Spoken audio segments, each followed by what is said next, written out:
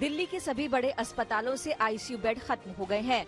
दिल्ली सरकार के corona app के मुताबिक सभी अस्पतालों में वेंटिलेटर और बिना वेंटिलेटर वाला कोई भी बेड नहीं बचा है।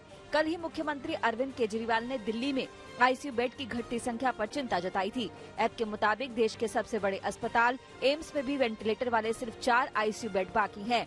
इस बीच दिल्ली के 2 अस्पतालों पर बेड की गलत जानकारी देने का केस दर्ज किया गया है। ऐप में बेड मौजूद दिखाने के बावजूद इन अस्पतालों में मरीजों को दाखिल नहीं किया गया था। दिल्ली में ऑक्सीजन और रेमडेसिविर इंजेक्शन की बेहद कमी हो गई है। इसे लेकर सियासत भी तेज हो गई है। खुद मुख्यमंत्री अरविंद केजरीवाल ने पीएम मोदी को खत लिखकर तुरंत ऑक्सीजन सप्लाई की मांग की है। केजरीवाल का आरोप है कि दिल्ली के कोटे की ऑक्सीजन दूसरे राज्यों को भेजी जा रही है। बीजेपी ने पलटवार करते हुए कहा कि केंद्र सरकार ने केजरीवाल से दिल्ली की ऑक्सीजन जरूरत के बारे में पहले ही जानकारी मांगी थी, लेकिन तब वो जींद रैली कर रहे थे और चिट्ठी का जवाब भी नहीं दिया। इंदौर में रेमडेसिविर इंजेक्शन की कालाबाजारी के आरोप में एक नर्स को गिरफ्तार किया गया है। पुलिस के मुताबिक आरोपी महिला रेमडेसिविर के 2 इंजेक्शन 70,000 रुपए में बेचने की फिराक में थी। अस्पताल के बाहर नर्स और उसके साथियों को पुलिस ने इंजेक्शन के साथ गिरफ्तार किया है। पुलिस इनसे पूछताछ में जानने की कोशिश कर रही है कि इन्हें रेमडेसिविर इंजेक्शन कहां से मिला। राजस्थान में 15 दिनों के लिए लॉकडाउन जैसे आदेश जारी कर दिए गए हैं। हालांकि इसे लॉकडाउन की बजाय जन अनुशासन पखवाड़े का नाम दिया गया है। आज से 3 मई तक प्रदेश में सभी दफ्तर, शैक्षणिक संस्थान और बाजार बंद रहेंगे। सिर्फ जरूरी सेवाओं को जारी रखने की अनुमति दी जाएगी। इस दौरान दूसरे राज्यों से राजस्थान आने वालों को 72 घंटे पहले की नेगेटिव RT-PCR टेस्ट रिपोर्ट दिखानी जरूरी होगी।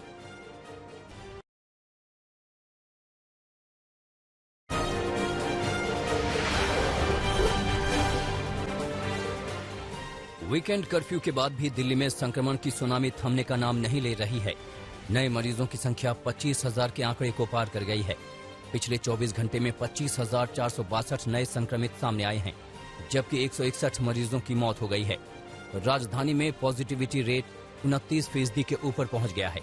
संक्रमण की बेकाबू रफ्तार को देखते हुए चांदनी चौक ट्रेडर एसोसिएशन ने अगले रविवार तक दुकानें बंद रखने का फैसला किया है।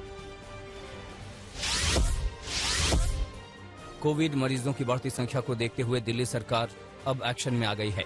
Indigo, Vistara, spice jet, air Asia के खिलाफ FIR दर्ज करने के आदेश दे दिए गए हैं।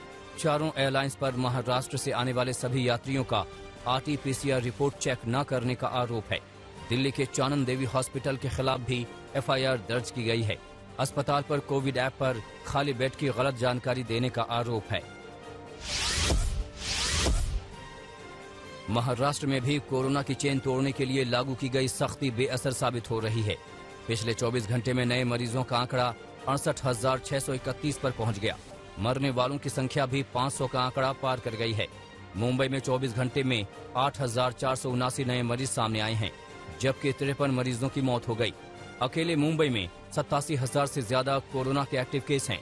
कोरोना केस 45 दिन में डबल हो रहे हैं। रोजाना हो रहे कोरोना विस्फोट से पूरा देश दहल गया है।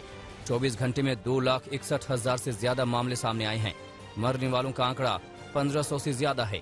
कोरोना को काबू करने के लिए पूर्व प्रधानमंत्री मनमोहन सिंह ने पीएम मोदी को खत लिखकर 5 सुझाव दिए हैं। मनमोहन सिंह ने कोरोना को काबू करने के लिए वैक्सीनेशन अभियान तेज करने की अपील की है। महाराष्ट्र और दिल्ली के बाद यूपी कोरोना का सबसे बड़ा निशाना है।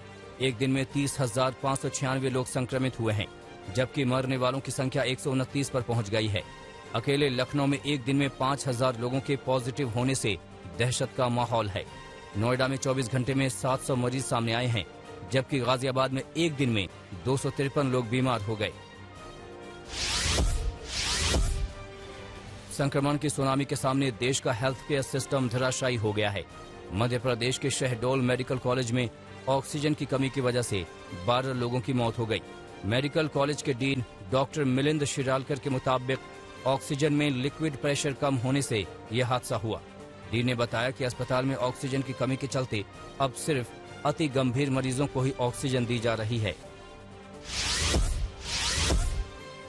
शहडोल में हुई मौतों के मामले में मध्य प्रदेश के चिकित्सा शिक्षा मंत्री विश्वास सारंग ने अजीबोगरीब दलील दी है। उन्होंने कहा है कि शहडोल मेडिकल कॉलेज में मरीजों की जान ऑक्सीजन की कमी की वजह से नहीं बल्कि उनकी खराब हालत की वजह से गई। सारंग के मुताबिक शुरुआती जांच में ऑक्सीजन की कमी की बात सामने आई है। उनका कहना है कि ऑक्सीजन की कमी होती तो वेंटिलेटर पर और भी मरीज थे जो जिंदा हैं।